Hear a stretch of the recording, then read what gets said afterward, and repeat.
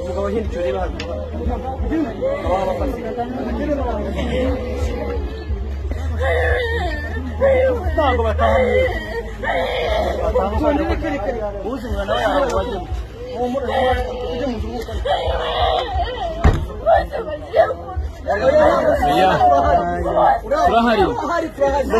Best man.